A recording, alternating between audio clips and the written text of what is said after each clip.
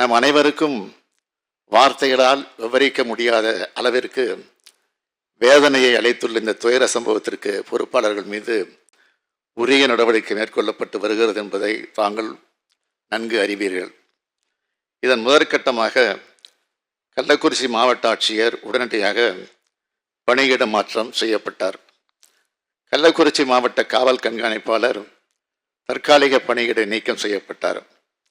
மதுவிலக்கு அமலாக்க பிரிவை சார்ந்த காவல் துணை கண்காணிப்பாளர், கள்ளக்குறிச்சி மதுவிலக்கு அமலாக்க பிரிவு காவல்நிலை ஆய்வாளர், திருக்கோவிலூர் மதுவிலக்கு அமலாக்க பிரிவு காவல்நிலை ஆய்வாளர், திருக்கோவிலூர் உதவி காவல் ஆய்வாளர், திருக்கோவிலூர் சட்டம் ஒழுங்கு காவல்நிலை ஆய்வாளர், உதவி ஆய்வாளர், காவல்நிலை எழுத்தர், சிறப்பு காவல் உதவி ஆய்வாளர், திருக்கோவிலூர் காவல் நிலைய துணை கண்காணிப்பாளர் ஆகியோரும் தற்காலிக பணியிட நீக்கம் செய்யப்பட்டனர்.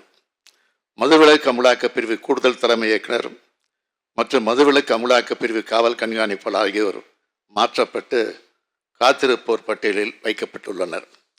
இந்த சம்பவம் குறித்து தீர விசாரிக்கவும் அதன் அடிப்படையில் சட்ட ரீதியான நடவடிக்கை மேற்கொள்ளவும் இந்த வழக்கினை உடனடியாக சிபிசிஐடி வசம் ஒப்படைக்க உத்தரவிட்டேன்.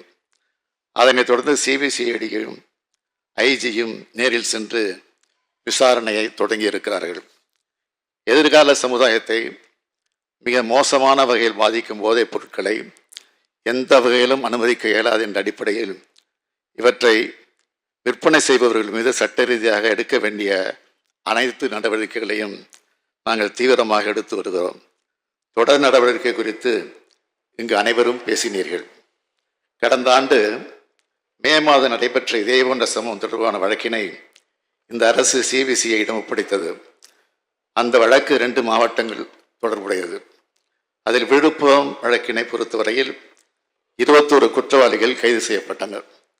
8 குற்றவாளிகள் குண்டர் தடுப்பு சட்டத்தில் சிறையில் அடைக்கப்பட்டுள்ளனர். காவல்துறை அலுவலர்கள் 16 பேர் மீது ஒழுங்கு நடவடிக்கை எடுக்கப்பட்டுள்ளது. அந்த வழக்கில் கள்ளசாராயம் தயாரிக்க மெத்தனால் ஆந்திர மாநிலத்திலிருந்து கொண்டு வரப்பட்டது விசாரணையில் தெரிய வந்தது. இந்த வழக்கு விசாரணை முடிக்கப்பட்டு விழுப்புரம் நீதிமன்றத்தில் இறுதி அறிக்கை தாக்கல் செய்யப்பட்டுள்ளது. செங்கல்பட்டு மாவட்ட வழக்கினை பொறுத்தவரையில் 6 வழக்குகள் பதியப்பட்டு விசாரணை மேற்கொள்ளப்பட்டதில்லை. 9 குற்றவாளிகள் கைது செய்யப்பட்டனர். அவர்களுள் 5 நபர்கள் குண்டர் தடுப்பு சட்டத்தில் சிறையில் அடைக்கப்பட்டுள்ளனர். 6 காவல்துறை அலுவலர்கள் சஸ்பெண்ட் செய்யப்பட்டார்கள். இந்த வழக்கின் விசாரணை இறுதி கட்டத்தை எட்டியுள்ளது.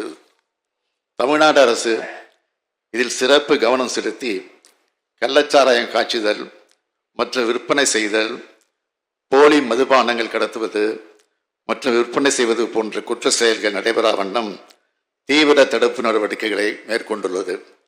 அவற்றை பட்டியலிட்டு சொல்ல விரும்புகிறேன். கள்ளச்சாராயம் காய்ச்சுவதை தடுக்க மாவட்ட காவல்துறையுடன் மதுவிலக்கு அமலாக்க பிரிவு மற்றும் வருவாய்த்துறையினரால் அடிக்கடி சிறப்பு சோதனைகள் நடத்தப்படுகின்றன.